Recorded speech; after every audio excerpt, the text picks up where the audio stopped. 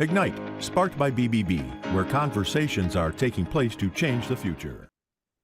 Welcome back, everyone, to BBB Sharing. I'm Evie, Director of Ignite, sparked by BBB. We are here in the Ignite podcast studio with Ayanna McMullen, right? McMullen. McMullen, thank you. Mm-hmm. I always trip up with the names, but I try to fix myself afterwards. I appreciate it. No All problem. right, so tell me about yourself. About myself, well, such a big question sometimes. It is. Born and raised in Richmond, Virginia. Really? So this is my hometown, and I've been born here, raised here, work here. I am the second of four siblings. Wow. There are three girls and one boy. Oh, yeah. So I'm the true middle child because we know boys get treated differently. That's a whole other conversation. 100% agree. I don't know why. So I'm the true middle child. My parents were born and raised in Richmond, so we're like Richmond through and through, Richmond, Virginia through and through. Thing about me is I like to say I'm an eclectic soul. You know, I have so many tastes, so many interests. Outside of being an entrepreneur, I'm also a salsa dancer. I love to salsa Really? dance. Yes, I love salsa that's my dancing. thing, girl. I would just go on and on about salsa dancing. Long distance runner. I played the violin once upon a time, so I'm looking to pick that back up. And I keep saying in like every interview that I have, Yeah. I'm going to pick it back up, but I haven't done it yet. It kind of gives yourself that accountability Yeah. aspect to it. Like I said, I'm going to do it, so I got I to do need it. to do it, even if it's just like 30 minutes a week. Why? You're looking at me. I need to do it. And so also I like to say I'm an emerging artist. There's been some like digital art I've been dabbling in Wonderful. that I've shown a few people, but we'll see how that goes. So that's kind of, I guess my outlook on life is very adventurous. I want to learn. I always want to learn things. And educationally, I guess that's always a good place to start. 100%. VCU is my school. I love VCU. I thought I was going to go out of state, but when I visited VCU, I was like, this is the place for me. So I went to be a music major. Really? Yeah, playing the violin. And then I switched to political science, Wow. like a complete 180 and totally different direction. And the reason I think I did that, well, I know that I did that because I felt that the difference I could make could come through like politics, Mhm. through that world to affect people's lives in a positive way. And although I've always loved music, my family's a musical family. We sing, play instruments. That's what we do. I grew up just singing in the kitchen, singing up in church, singing everywhere. It was like every time it was a time to sing. Even when you want to go outside and play, my mom was like, "Come sing this song." You're like, "But I just want to go play. Just sing it real quick, and then you can go." So yeah, I love music, but I guess I didn't want it to be that dominant part of my life. It had always been a part of my life, but not dominant part of my life. And so I thought, politics is the way to go. I can affect everyone's life in the world, and that was interesting. And then I got my master's in public administration, which I love better. Because I did do some work in politics, but I love the more grassroots approach. To the public administration side. Wonderful. So yeah, that's me. It's so much to tell. I guess that's me in a nutshell. I love it. Actually, I'm a VCU grad. Oh, yay. Yep, I love VCU. My mom went there. Okay. My mom's from Richmond. Okay. So, and then we moved to Harrisburg because my mom met my dad. But I went to VCU, studied broadcast journalism, minored in political science. What's up with the political science? I meet so many people. It's wonderful because political science, gives people an opportunity to really understand why people do what they do, I feel like. Yeah. It kind of does seep a little bit into that philosophical, anthropological side too. And psychology. Yeah. That's true. Maybe that's why I think it just gives people a more realistic side. Because there's always like the thinking and the thinking and the thinking. And it's like, well, here's the action to the thinking and why it happened. Right. And I think that kind of clicked for me. I wanted to work for a big media news station, but then I was like, no, I don't think that's the route I want to go because, social responsibility and stuff like that. And that kind of just was tarnished with the media. And so I think 100% VCU is an awesome school. And I totally understand why you switched over to political science. And the music aspect, yeah, music's a big part of, my family's Greek. Oh, so we're always dancing and singing something. And I do agree with it being such a huge part of your life that you don't want it to be a dominant part of your life. You know, people say you do what you love and then you love what you do. That's true. But I just want to enjoy that part of it. Yeah. Sometimes I don't want to share it with people. I just want to enjoy that part of it. And I don't mind, like, I love performing. That's great. But like the curriculum was so intense, Yeah. and they were like, you have to have this many performances a week and stuff. And I was like, yeah, I don't know. It I don't starts want to it. strip the joy out of it. That might be the reason why. Yeah. Yeah, that might be it. Because after the we had to do the what do you call it? Tryout portion, and you had to get accepted. You had to go. You had to play. That's how you got. That Really? was part of your acceptance. You had to play a piece. Oh no. So I studied with my tutor for like on this one piece, very complicated piece, and in addition to your application, you had to perform, and so it was a bit nerve-wracking. Yeah, I would not. Yeah, For me, look, interviews are the extent of it for me. And I'll do a good interview, but that's about it. Do right, not ask me to right. perform anything. Yeah. That's what we had to do. And it was just, I think it was maybe one person that I performed. That was even more Because nerve-wracking. it's one-on-one. Yeah, I don't know if a crowd would have been better or not, but anyway, it was a very difficult piece. I learned a lot, learning that piece and things like that. But yeah, I was just like, I don't think this is for me. I don't want it to be like my life. I So totally get that. yeah. And I Hmm. completely understand. Hmm. So that leading into what you do today, Hmm. tell me how you got from there to today. I'm laughing because it's a long story. How do our journeys begin and end? Um, my goodness. So, just a little bit about like after I came out of school, you're looking for the job and things like that, but I had always worked with youth. Mhm. And so, while I was in school, I worked at an elementary school. Hmm. And then out of elementary, I was there for 7 years or so in two elementary schools. And then I became a program director for a nonprofit after school program. And then within that space, I always, I guess I always had an entrepreneurial spirit. My mom was very entrepreneurial. She was at the time they would call them seamstresses, but I don't know if they have a different name now because why are men Ah. called tailors and women called seamstress? I always say I'm going to my tailor, and my tailor is a Okay. woman, so So maybe they've unified that yeah. language, but she was called a seamstress or tailor, you know.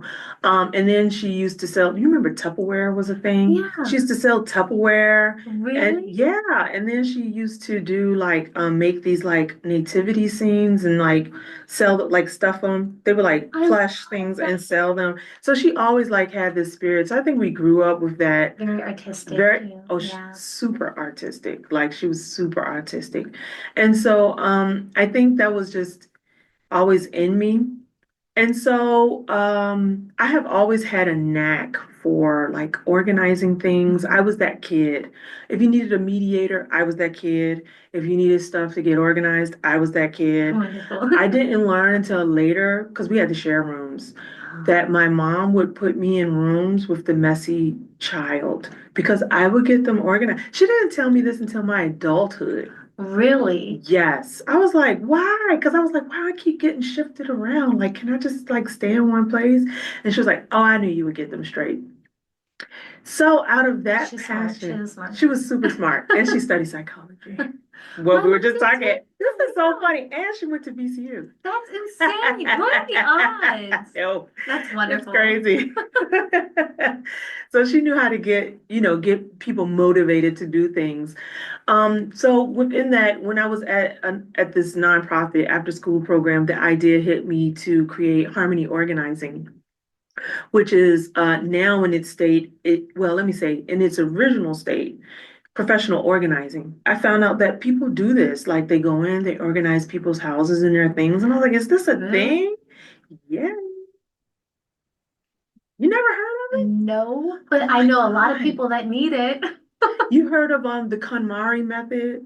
Yeah, I've heard of that. Yeah, that's professional organizing. Really? Yes.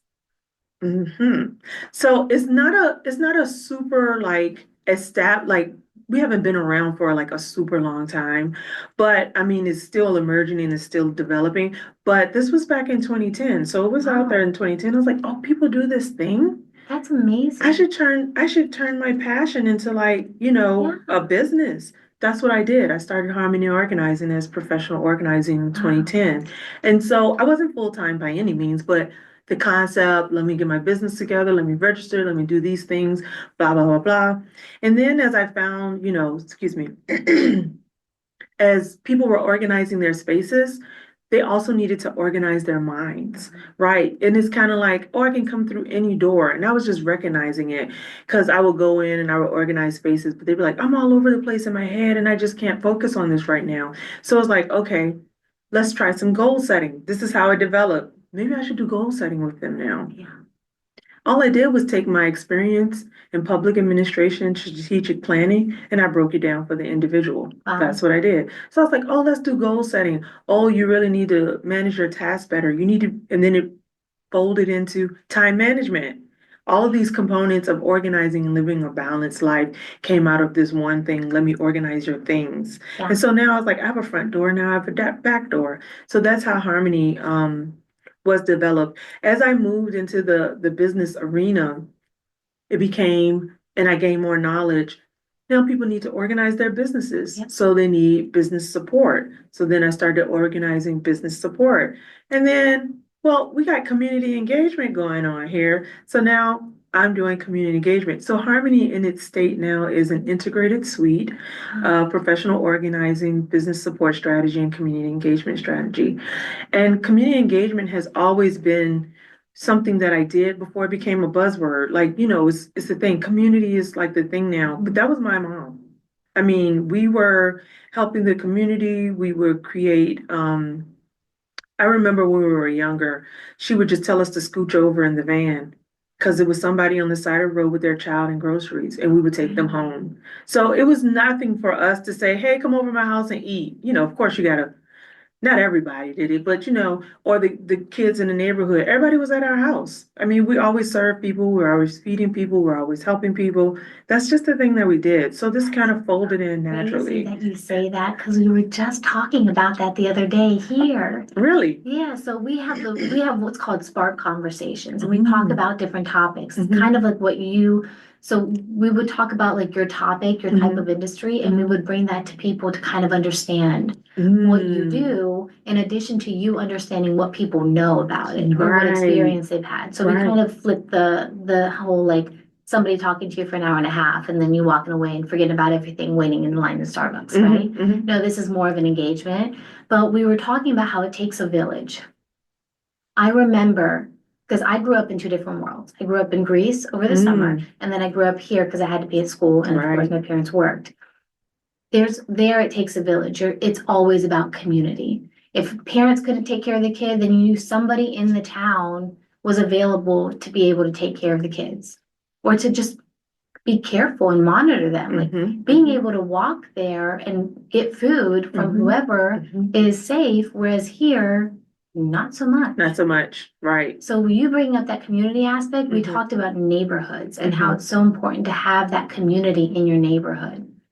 I would say in my experience in the Black community, this is not uncommon that everyone is over everybody's house. You know, the parents that live next door, everybody.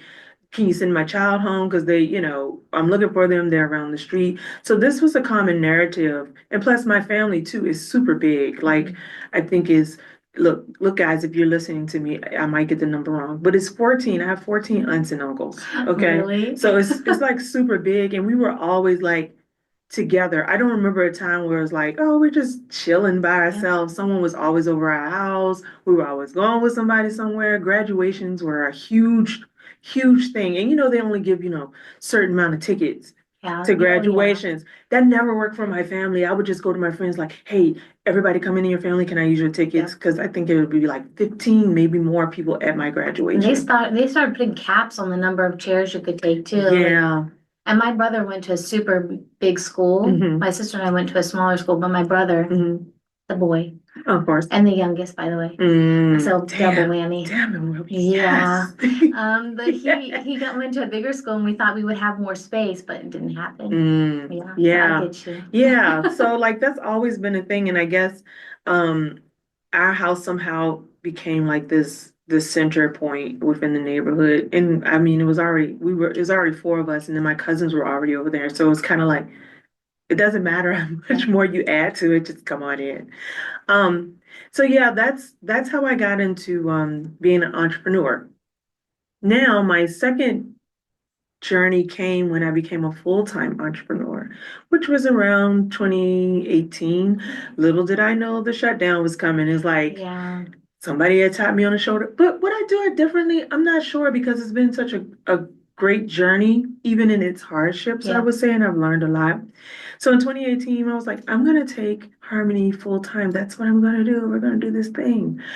But I wasn't fully prepared for being a full-time entrepreneur, let alone I was still figuring things out as like just a part-time entrepreneur. Isolation was a very big thing that I didn't expect. Because when you're in like an organization or even corporate America, your teams are built in. You have departments, you Yeah. have, now I'm sitting here in a room by myself. It's not like I had a partner. And I'm trying to figure stuff out. And it's like, who can I talk to? Who's available? I know people are at work. Let me hit my sister up. Let me ask my mom. But they have limited time. And it's like, I'm not trying to bother them.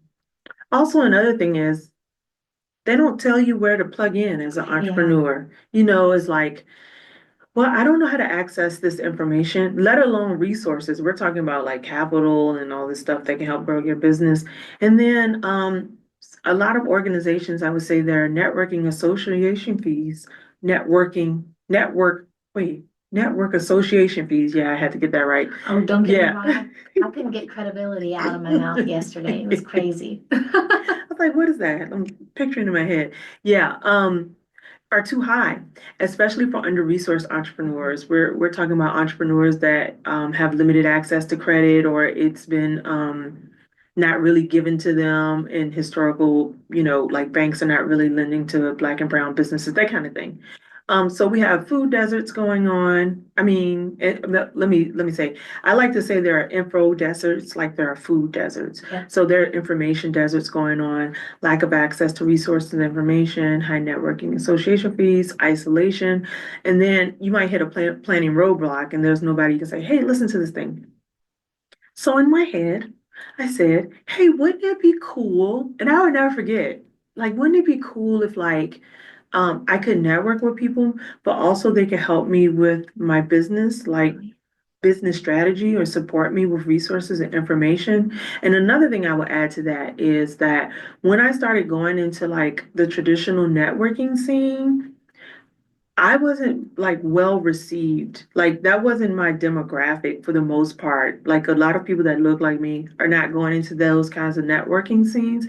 And so it was very hard to make connections, and hopefully they'll call me. I gave them my business card. And as you can see, I dress very eclectic. I love So the way you dress. thank you very much. Very Thank you. professional, but doesn't look dreary like everybody Ah, else. thank you. I read something in a book the other day. She said I'd rather be someone's shot of whiskey than Mhm. everybody's cup of tea. Ah, And I was like, I love I that. love that. Isn't that great? I'm gonna have to use them to put on like my board or something. I really like that. That's cool. So, yeah, when people have on suits and the traditional gear and you're coming in like that, and this is my experience, it just wasn't well received. You get a little side eye, like, who is this? And trying to make connections were difficult. Yeah, I'm not a fan of those. Yeah, I'm not a fan of those networking groups. yeah, I get you. And I'm very vocal about it. It's just not, I don't think that people get out of it what they really want. And then there's always those same people that always go there all the time. I It's found like, that to be true too. yeah, It's like always the same, and it can get a little bit cliquish, yeah. and it's like, oh well, you need to talk to so and so. You'd be like, but I don't know so and so. I'll introduce you. And anyway, it's very You hard. do want that mutual connection to make it easier to mhm. approach somebody, and sometimes you don't have it. Mhm. And my boss, Barry, who'll ask me all the time, is like, so how'd it go? And I'll go like this, and then I'll Right. walk in my office. Yeah, you're right, right. So I mean, it's very difficult, especially for introverts, Yeah. to go into those settings, make cold intro. Hey, my name is, and just hopefully you make a connection out of thin air. So I was like, it would be cool if this space can be changed or reimagined to some extent. And I don't even know if that was my words, because sometimes your idea just sparks and it's just Yeah. it's like it's just there. And so I was like, I would love to network, because we need to network in business. I consider like It's important. it's very important. I call it one of the life veins of your business. Yeah. And I could also get support for this thing. And I was like, hey, I would love to have this concept, like merge these two things together. Tested it out on a smaller group. I won't say who because they might get mad. But anyway, that's a whole nother story. It's like why are you guys making this more difficult than what it is? But when I went to Capital One Cafe in Carytown, give a shout out to Cap One. I just started going to co-work because, I need someone. And my ears were open and I was like, oh, they have a community room back there. It seems like they're looking for some programming. I connected with one of the ambassadors prior to this idea. And I was like, hey, I got this idea. Would you guys be willing to have it in this space? We launched it. They was like, yeah, let's launch it, see where it goes. And if it gets some momentum, we'll determine after that. So we launched it in May 2019, and we had 8 people in the room for our first thing. And then within 3 months, that room was full. Wow. So that's the network incubator, came out of my woes as a full-time entrepreneur for Harmony Organizing. So if you can see how everything is like connecting. Yeah. And then the network incubator is a creative think tank for business ideas where we brainstorm our business ideas and challenges in dynamic group settings. And our business, we call it our value, 3C values is connection, creation, and collaboration. Wow. So that room started to get full. And then 2020 hit. So this 2019, and it's like, what are we going to do? Let's get on Zoom, which I had just learned about. Did you just learn about Zoom like during the shutdown? Yeah. I don't know. It was a thing. We started having our classes because I finished off my last semester. Actually, it was in the middle of our last semester, and all of a sudden we were doing Zooms, and I was like, broadcast journalism major. I have to film things and go interviewing people, and so all of a sudden, my video was just Zoom. Yeah, that's what happened. Like my B-roll was like keyboard typing and stuff like that, and it was different. It was a shift. It was a shift. Just getting used to. Yeah, so I agree with that. And a lot of people did that, and a lot of businesses had to shift, which we did. So I had to learn it very quickly and get everybody online. And to our surprise, 40 people showed up. And it was like, here we go, which opened the doors up to other states because now, technology is beautiful. I mean, it really, when used correctly, I would say that. I am a huge advocate of technology. I do think that there needs to be more education for people on how it can, because it's a double-edged sword, right? It can be the most amazing thing that we use and bring so much good into the world, but then it also has an ugly side to it. Yeah. And I think that there should be more focus on teaching, especially young people, for sure, how to use technology. I agree with that 100%. And so whether or not that's going to happen because it's getting pushed out so quickly, that's a concern. But in this case, it served us very well.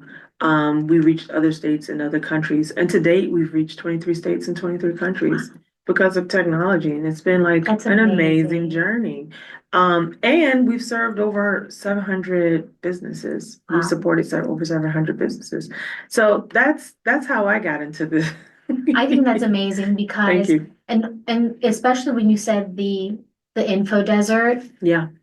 I can't agree more because I'm a big researcher.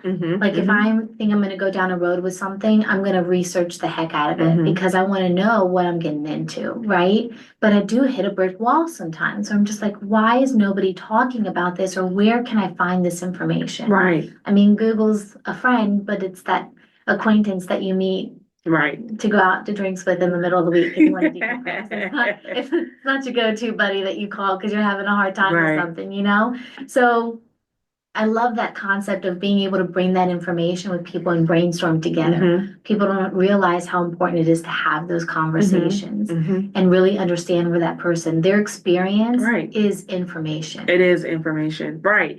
And I always say, you know something I don't know. I know something you don't know. Put our heads together. We can help each other grow just through that instead of remaining in silos all the time, which I found to be very real, especially in the business arena. We're talking about the small business arena for whatever purpose. It's like people want to stick to little pocket Yeah. sometime and they don't want to come out of it. And then like, I have this information, you need to come to me to get this information.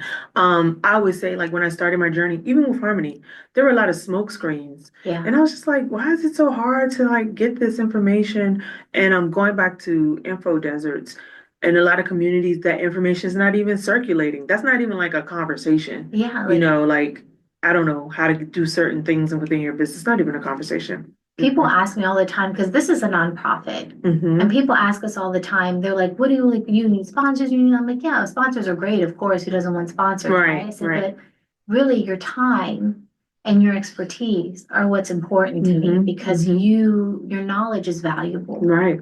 Bringing in your knowledge is valuable to It us is. because these accredited businesses, they're trying to be the best they can be Yeah. for this community. For the community. So the more that they get to learn from people like yourself, Mhm, the mhm. better it is for them because they're helping people. Right. I find that most small businesses that I run across, um, they want to help in some kind of way. Mhm. And it always links back to a personal experience Yeah. they've had or like my community, which can be a personal experience, but it's secondary. Like I've viewed this in my community. I Yeah. didn't necessarily experience it, but it's causing some pain. Or it can be primary. I experienced that at the same time. I heard this statement that said entrepreneurs are professional problem solvers. And I was like, Yes. I It's so love true. that. It's so true. I love it. I love that. And I was like, yes, I am. I love it. Ayanna, how can people get in touch with you and where can they find you? Yes. So the best way, because I have so many hands in the bucket, I'll give you all the ways. So my website, AyannaMcMullen.com, AyannaMcMullen.com, had to spell it, is where you can learn both about Harmony Organizing and the Network Incubator. Perfect. If you want to go to Harmony, it's just harmonyorg.com. And then it's the networkincubator.com. And I will say the network incubator is free and it's open to the public. So register for free. We would love to have you in the space. And it's not just because you're an established entrepreneur, you could be aspiring, emerging, That's wonderful. mature, you're ready to leave it. It doesn't matter. That's what truly makes it an incubator. And we do have a particular focus on under-resourced entrepreneurs. We want to make sure these under-resourced entrepreneurs are getting the support that they need. Wonderful. I love it. Thank Thank you you. so much for taking the time to come and talk with Thank me. you for having me. This has been fun. Oh, it's so much fun. I love doing the podcast. I get to talk to everybody and really get to know you guys, whereas everybody else has to talk about the boring stuff. Right. Who wants to do that? Nobody. So everybody that is watching on YouTube, BBB Central VA, please make sure to like, share, subscribe, and comment down below. It really helps us out. And if you're listening on Spotify, please make sure to follow us and share the audio out. Thank you. Thank you. Ignite, sparked by BBB, where conversations are taking place to change the future.